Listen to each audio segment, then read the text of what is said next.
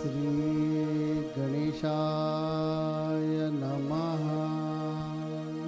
श्री सरस्वते नमः। श्री गुरुभ्यो नमः।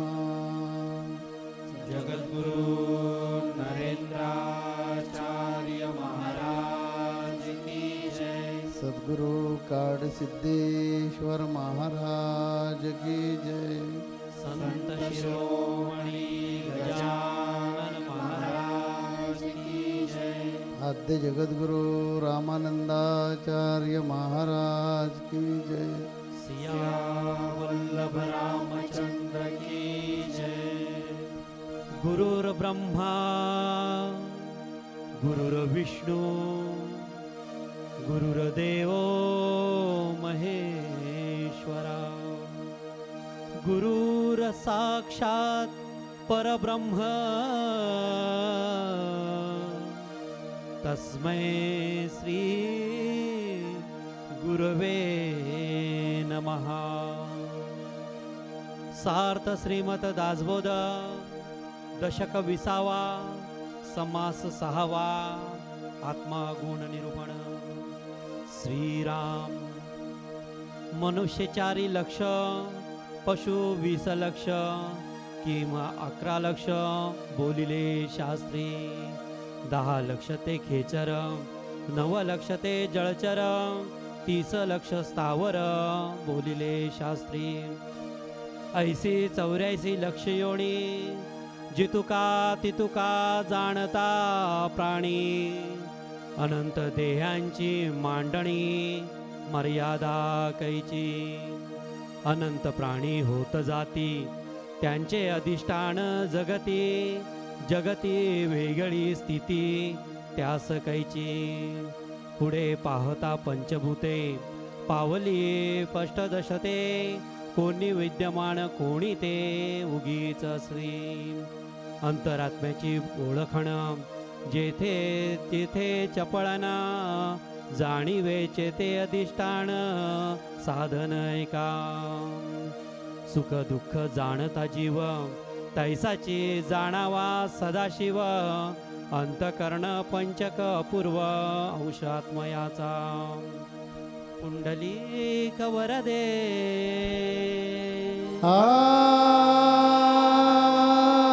हरे विठ्ठल श्री ज्ञानदेव तुकाराम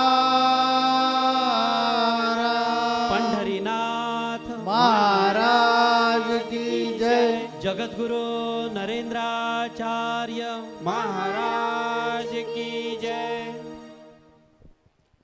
अनंत श्री विभूषित जगद्गुरु रामानंदाचार्य श्री स्वामी नरेंद्राचार्य जी महाराज के नित्य स्मरणीय चरण कमलों को मेरा कोटि कोटि प्रणाम। और साथ ही सत्संग में उपस्थित सभी गुरु बंधुओं तथा गुरु भगिनियों को मेरा सांप्रदायिक श्री गुरुदेव। आज का हमारा विषय का नाम है आत्मा के गुण। आत्मा ये जो विषय है ग्रंथ के प्रारंभ से हम इसके बारे में सुन रहे हैं। अनेकों बार समर्थ ने अनेकों बातें इस आत्मा के विषय में हमें बताई है। इसके पूर्व आज के समास को आज के विषय को हम चर्चा के लिए प्रारंभ करें। पिछले सप्ताह का विषय था 4 तत्व। समर्थ ने ये 4 तत्व बताए थे, ब्रह्म, माया, पंच तत्व और सारे जीव। इन चारों चीजों के ऊपर ही संपूर्ण आध्यात्म शास्त्र टिका हुआ है। संपूर्ण ग्रंथों में इसी की जानकारी, इसी की विवेचना की गई है। और आज के भी समास में समर्थ इन चारों वस्तुओं को ले रहे हैं, क्योंकि ब्रह्म, माया, पंच तत्व और सारे जीव इन सभी में आत्मा होती है। और उस आत्मा के गुणों का वर्णन आज के समास में किया गया है। हम प्रारंभ से सुनते आ रहे हैं कि ईश्वर अगर कहीं है तो वो हमारे भीतर है। ईश्वर हमारे भीतर बसता है, उसे हम आत्मा कहते हैं। और यही आत्मा जब संपूर्ण संसार में व्याप्त होती है तो उसे परमात्मा या विश्वात्मा कहते हैं। आज के संपूर्ण समास में जब जब मैं आत्मा इस शब्द का उपयोग करूं तो आपसे निवेदन करता हूं कि आप आत्मा शब्द से ईश्वर यह अर्थ यहां पर अभिप्राय में लीजिएगा, यानी परमात्मा। आत्मा मतलब ईश्वर, परमात्मा, परब्रह्म। वैसे देखा जाए तो आज के समाज में समर्थ हमें यहाँ पर कुछ नया नहीं बता रहे हैं, क्योंकि जितना कुछ आत्मा के विषय में समर्थ को बताना था, अभी तक की संपूर्ण ग्रंथ यात्रा में समर्थ ने हमें अनेकों बार उस आत्मा के बारे में बताया है। आज केवल समर्थ हमें दो मुख्य बातें बताने वाले हैं। पहली, उस आत्मा के गुण, और दूसरी, उस आत्मा के गुणों का हमारे व्यवहार में प्रागट्यकरण। समर्थ आज के विषय को प्रारंभ करते हुए कहते हैं कि जैसे इस पृथ्वी को देखने पर आप देखेंगे कि कहीं कहीं बहुत जल है, जल प्रचुर मात्रा में है, पर कई स्थान ऐसे भी हैं जहां पर जल बिल्कुल नहीं है, जिन्हें हम मरुस्थल कहते हैं। उसी प्रकार इस संपूर्ण संसार को देखने पर आप पाएंगे कि ये संसार दो भागों में बटा हुआ है, एक है सजीव और दूसरा है निर्जीव। वह प्राणी या जीव या वस्तु या जड़ पदार्थ जिसमें उस परमात्मा का जागृत स्वरूप है, अंश है, अर्थात आत्मा है, वह सजीव हुआ। और वह जड़ वस्तु जिसमें वह चैतन्य नहीं है, वह आत्मा नहीं है, वह हुई निर्जीव वस्तु। अब वैसे तो परब्रह्म के बारे में हम लोगों ने सुना है कि परब्रह्म निर्गुण है, निराकार है, उसका कोई आकार नहीं, नाम नहीं, परब्रह्म की कोई नीति नहीं, कोई रीति नहीं। पर वह परब्रह्म जब किसी जीव में प्रवेश करता है तो उसे फिर हम आत्मा जो है उपमा से संबोधित करते हैं, और जो इस आत्मा के समर्थ हमें कुछ गुण बताते हैं। आत्मा का पहला गुण समर्थ हमें बताते हुए कहते हैं कि आत्मा का पहला गुण होता है सत्य। सत्य वह तत्व है जो आत्मा से कभी विलग नहीं किया जा सकता या अलग नहीं किया जा सकता। एक दृष्टांत के माध्यम से आपको बताना चाहूंगा। एक बार एक व्यक्ति पुलिस स्टेशन जाके पुलिस के सामने यह कबूली देता है कि मैंने विगत 10 वर्षों पहले एक चोरी की थी और मुझ पर केस भी चला बाकायदा, पर उसमें मैं निर्दोष साबित हुआ। बट आज मैं आकर इसका मतलब खुलासा करता हूं कि मैंने ही वो चोरी की थी, तो आप मुझे अरेस्ट कीजिए। पुलिस उस व्यक्ति की स्वीकारोक्ति पर उसे अरेस्ट करती है, उसके खिलाफ कोर्ट में इंक्वायरी बिठाई जाती है, और संयोग से 10 वर्ष पूर्व जो जज उस केस की सुनवाई कर रहा था, आज भी वो वहीं था। जैसे ही केस चालू होता है, जज, क्योंकि कहाँ डिफेंस का कोई बात ही नहीं थी, क्योंकि गुनाह खुद कबूल किया गया था, जज उस आरोपी से पूछता है कि जब यह गुनाह तुमने किया था तो विगत 10 वर्ष पूर्व तुमने उससे मना क्यों किया? मना किया और उसके पश्चात भी तुम निर्दोष छूट गए, तो आज ऐसी क्या स्थिति आ गई कि 10 वर्ष के बाद आकर तुम इसकी स्वीकारोक्ति दे रहे हो? कारण जानने का प्रयत्न। तब वो व्यक्ति कहता है कि 10 वर्ष पूर्व मुझे लगा था कि मैंने संसार में सभी को मूर्ख बना दिया, मेरी प्लानिंग उतनी अच्छी थी कि मैंने सभी को मूर्ख बना दिया, पर विगत 10 वर्षों में मैं यही प्रयत्न कर रहा हूं कि मैं ये बात खुद को मना सकूं। विगत 10 वर्षों में मैंने लाख प्रयत्न किए कि मैं खुद को ये बात मनाऊं, बट मेरे अंदर कोई ऐसा व्यक्ति, कोई शक्ति बैठी है, कोई चेतना है जो ये बात पिछले 10 वर्षों में लाखों प्रयत्न के बाद भी एक क्षण के लिए नहीं मानी। अर्थात व्यक्ति जमाने को जो है मूर्ख बना सकता है, परंतु उसके अंदर जो आत्मा बसती है, जो कि दृष्टा है, सत्य की साक्षी है, उसे मूर्ख बनाना संभव नहीं है। तभी आपने विगत प्रवचनों में भी सुना होगा कि हम बहुत बार भजन लेते हैं, तोरा मन दर्पण कहलाए, भले बुरे सारे कर्मों को देखे और दिखाए। आत्मा यह सत्य का साक्षी है, उसे मूर्ख नहीं बनाया जा सकता। आत्मा का दूसरा गुण है प्रेम, और आत्मा का तीसरा गुण है करुणा। आज आत्मा जब मैं कहता हूं तो वह ईश्वर है। प्रारंभ में ये ईश्वर अर्थात परब्रह्म, जब यह ग्रंथ प्रारंभ हुआ था तब उस साधक की, जो समर्थ के सामने बैठा था, यदि आपको ध्यान हो तो उसकी जो प्रश्न थे, जो जिज्ञासाएं थी, वो बहुत ही प्राथमिकता की थी, प्राथमिक स्तर की थी, कि परब्रह्म का उसे ज्ञान नहीं था कि परब्रह्म होता क्या है, कैसा होता है। पर आज जब हम ग्रंथ के समाप्ति की पूर्णाहुति की ओर जा रहे हैं, तो मैं मानता हूं कि आज सभी हमारी जो पर ब्रह्म के बारे में, आत्मा के बारे में या फिर आध्यात्म के बारे में जो समझ है वो बदली होगी, उसका स्तर बहुत ऊंचा होगा। आज समर्थ मुख्यतः यदि आप इस समास को देखें तो इस समास में समर्थ जब आत्मा को ईश्वर के रूप में कहते हैं तो यह प्रश्न करते हैं कि जब प्रारंभ में आपको आत्मा एक भिन्न विषय, पर ब्रह्म एक भिन्न विषय लग रहा था, पर आज हम जो मानते हैं कि आत्मा और परब्रह्म दोनों जो है एक ही हैं। समर्थ ये कहते हैं कि प्रारंभ में जो आपकी समझ रही होगी ईश्वर को लेकर वो संकुचित थी, पर अब हम ये मानते हैं कि आत्मा ईश्वर सर्वव्याप्त है। तो उस सर्वव्याप्त ईश्वर को हम बांटे कैसे? प्रारंभ में जब हम आए होंगे हमारी भी यह सोच रही होगी, जैसे समर्थ कहते हैं कि ईश्वर को बांटा नहीं जा सकता क्योंकि वो परम व्याप्त है, सभी में बसता है।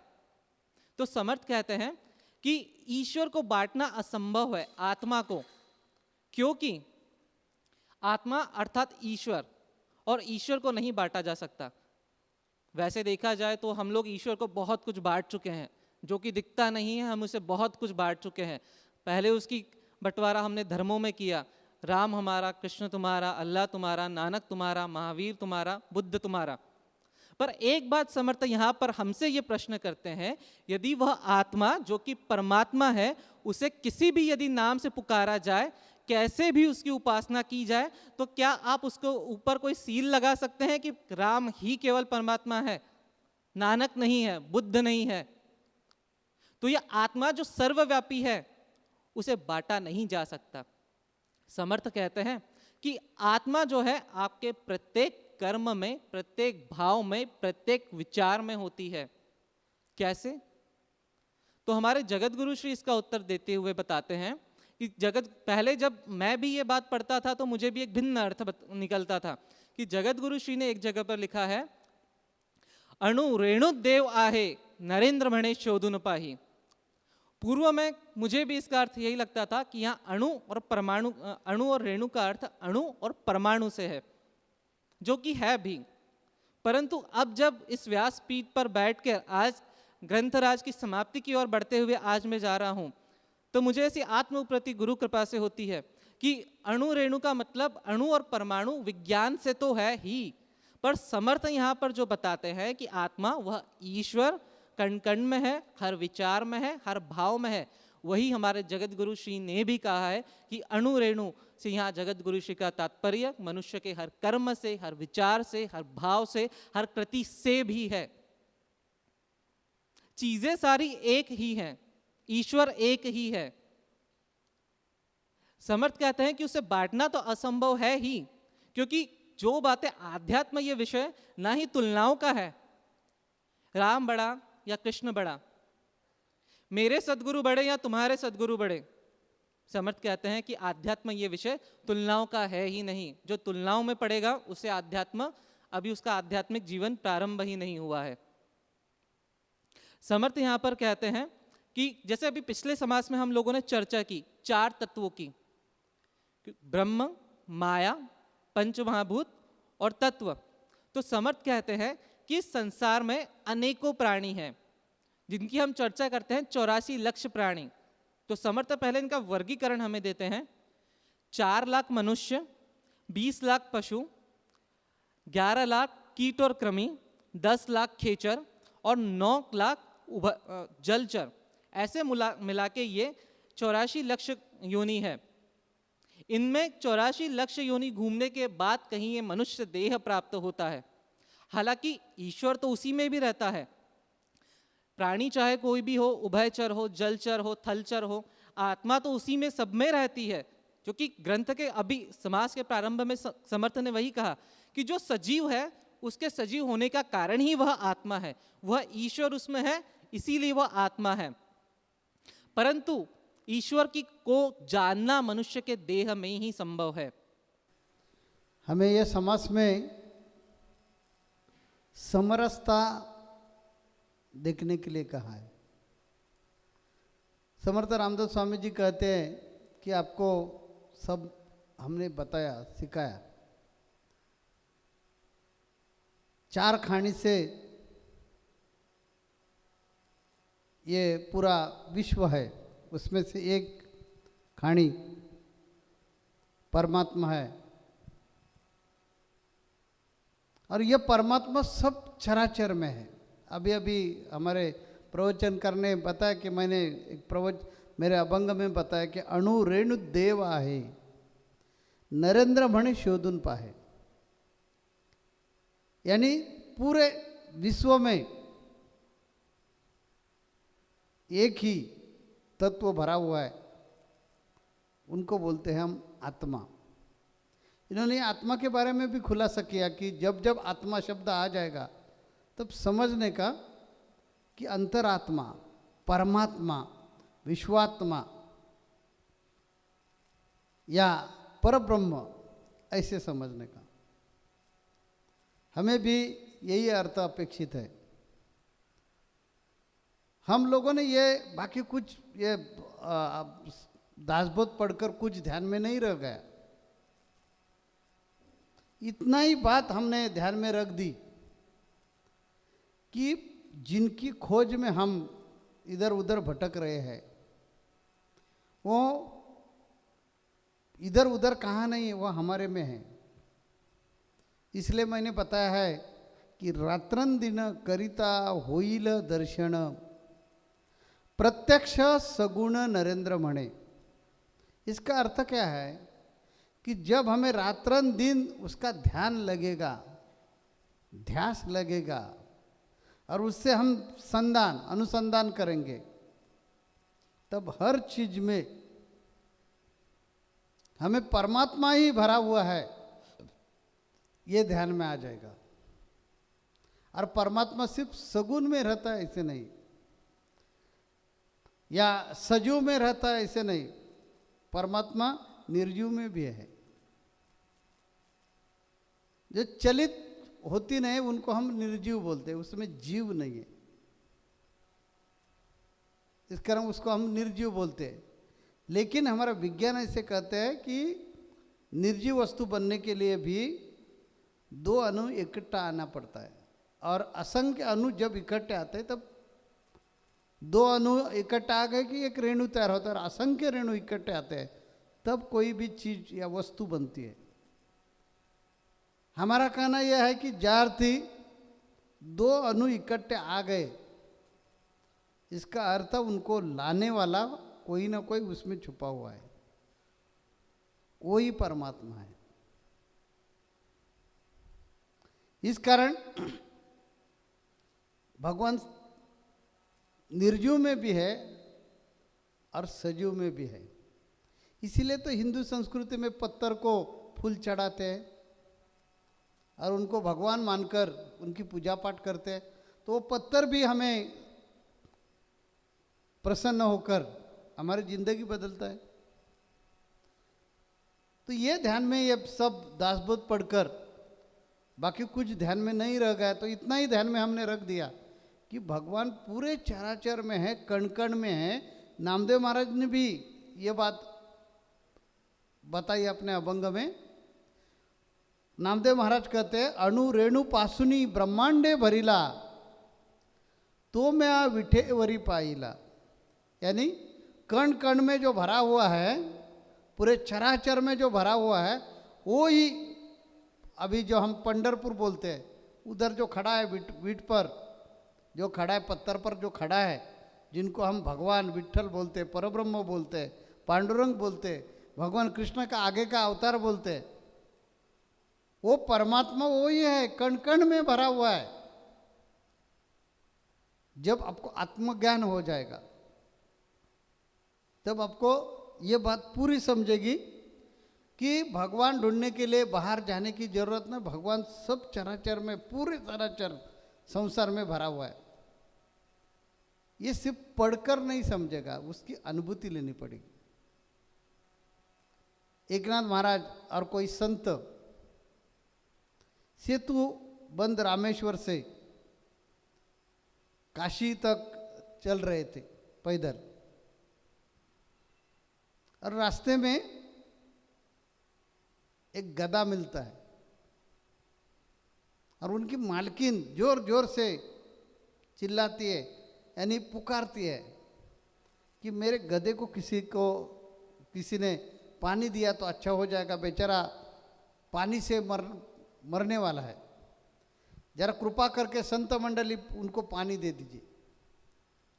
सब संत लोगों ने जैसे श्रावण बाल कावड़ लेते वैसे कावड़ करके समुंदर का पानी लेकर वो काशी जा रहे थे। और बीच में इधर ये पंढरपुर के अगल बगल में एक नाथ ये कावड़ उधर काशी तक जा रही थी, तो रास्ते में ये प्रसंग हो गया। कोई भी संत ने उनको पानी नहीं पिलाया, लेकिन एकनाथ महाराज जो थे उन्होंने, जो उनके पास मटका था और मटके में पानी जो था वो मटका उनके मुख में खाली किया। लोगों को आश्चर्य लगा, इतना पैदल चलकर उन्होंने पानी लाया समुंदर का भगवान विश्वेश्वर पर जलाभिषेक करने के लिए, और इधर ये गधे को उन्होंने पिलाया। एकनाथ महाराज जी को मालूम था कि जिनको हम प्रसन्न करने के लिए जा रहे हैं, जिनकी सेवा करने के लिए जा रहे हैं, वो सिर्फ पत्थर में ही है, ऐसे नहीं, ये गधे में भी है। ये गधे में जो प्रेरणा है, ये गधे में जो चेतना है, वो भगवान का ही रूप है। ऐसी दृष्टि जब हमारे में आ जाएगी तब समझने का कि हम अध्यात्म के सही मार्ग पे है और मोक्ष मिलने में ज़्यादा अवसर नहीं है। थोड़ा सा प्रयास किया और गुरु की कृपा हो गई तो हम आत्मज्ञान 100% मिलवाएंगे। इस कारण जिनको आत्मज्ञान मिलवाने का है उनके दिल में पूरेपूर दया चाहिए, सम दृष्टि जो है वो समदृष्टि उनकी होनी चाहिए कि सब में भगवान है। हम जो पूजा करते हैं उसमें ही भगवान है, ऐसे नहीं। उनके साइड में जो पत्थर है उसमें भी भगवान है। देखिए अभी हम जो मंदिर में हम प्रार्थना कर रहे हैं, प्रवचन कर रहे हैं, यह मंदिर को कितने पत्थर है, उसमें से एक पत्थर सामने रखा है और हम उन पर श्रद्धा रखते हैं, ये हमारे गजानन महाराज है, ये मेरा प्राण है। वैसे देखे तो उनके अगल बगल में भी अनेक पत्थर लगे हैं, लेकिन हमारा भाव नहीं उनके ऊपर, इस कारण वो हमें पत्थर लगता है। समर्थ रामदास स्वामी जी यही समझाने की कोशिश कर रहे हैं ये समाज से कि भगवान को ढूंढने के लिए सिर्फ आप में ढूंढकर नहीं मिलेगा, वो ढूंढने के लिए हमारा मन, हमारी दृष्टि पूरी विशाल होनी चाहिए और उसमें दया भाव, शांति, समाधान, आनंद, जिनको स्थित प्रज्ञा अवस्था बोली जाती है, वैसी जब तक आती नहीं है तब तक हमें कभी भी मोक्ष या मोक्ष का ज्ञान, पूरा ज्ञान नहीं मिलेगा। यह आत्मा पूरे चराचर में है, ऐसी कौन सी भी, ये अंतरिक्ष में, पृथ्वी पर नहीं बोल रहे हैं, हमारा कहना ये अंतरिक्ष यानी ब्रह्मांड, अनेक ग्रह आकर बनते हैं, ग्रह तारा इकट्ठा आकर ये सबको व्याप्त ऐसे अंतरिक्ष है यानी ब्रह्मांड है। तो ये ब्रह्मांड का स्वामी जिनको परमात्मा कहा जाता है, वो परमात्मा हर चीज में, ये हमारी उंगली है, ये उंगली में भी है, ये हाथों में भी है, आँखों में भी है, हर चीज में भगवान का अस्तित्व है। ये समझना यानी स्वस्वरूप का ज्ञान होना, और ये समझाने का स्वामी जी प्रयत्न कर रहे हैं कि सब आपको बताया, सगुण बताया, निर्गुण बताया, आत्मा बताया, परमात्मा बताया, मूल माया, गुणक्षोभिनी, पंचतत्व, ऐसे सब, चार खानी, चार वाणी, ये सब हमने बताया। ये कुछ भी ध्यान में नहीं रह गए, तो भी इतना ही ध्यान में रख दिया कि हर चीज में भगवान है, कण कण में भगवान है। इसी कारण हम भगवान की कृपा होने के लिए इतना पूजा पाठ करते हैं, अनुष्ठान करते हैं, उपासना करते हैं। किसके लिए? मन को मानना, मन को मजबूर करना कि नहीं इधर भगवान है। तो ये मन को ऐसे सिर्फ समझाइए ना कि हर चीज में भगवान का ये अस्तित्व है, भगवान ही है, इतना समझाइए और मन को बराबर बात पड़ गई, बस उसका ही नाम आत्म साक्षात्कार है, उसका ही नाम आत्मज्ञान है। इतना अध्यात्म सोप है।